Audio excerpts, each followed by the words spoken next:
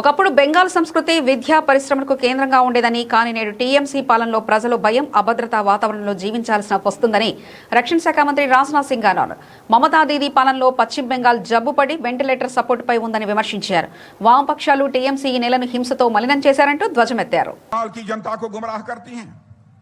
अरे कोई टीएमसी को बताओ कि मैं जिस पार्टी से आता हूं, ये सब सारे लोग जिस पार्टी के आते हैं, उस पार्टी को जन्म देने वाला कोई था तो पंडित श्यामा प्रसाद मुखर्जी थे, जो बंगाल की कोख, बंगाली मां की कोख से पैदा हुए थे, बंगाल की धरती पर पैदा हुए थे।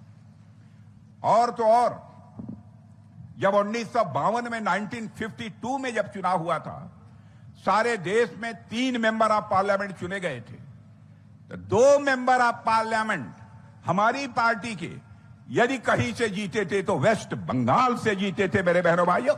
और वह पार्टी कैसे बाहरी पार्टी हो गई है। आज यदि हमें बात करें तो हमारे प्रधानमंत्री मोदी जी ने हमेशा माना है बंगाल उनका है, और बंगाल के लोग भी मानते हैं कि मोदी जी उनके अपने हैं। और पहली बार बंगाली भाषा को क्लासिकल लैंग्वेज का दर्जा देने का काम किया तो हमारे प्रधानमंत्री ने किया है मेरे बहनों भाइयों। और बंगाल के गौरव जो भारत के राष्ट्रपति रह चुके हैं आदरणीय प्रणब मुखर्जी जी, उनको भी भारत रत्न से सम्मानित यदि किया है तो हमारे मोदी जी की सरकार ने ही किया है। यह भी ममता जी को समझना चाहिए।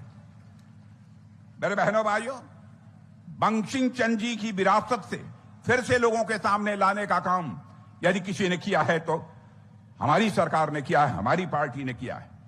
और मैं बतलाना चाहता हूं, बंकिम चंद्र जी का जो यह वंदे मातरम था, इस पर 150 वर्ष पूरा होने पर पहली बार संसद के इतिहास में चर्चा हुई थी, और उस चर्चा की शुरुआत मैंने किया था मेरे बहनों भाइयों। और हम लोगों का संकल्प है उनके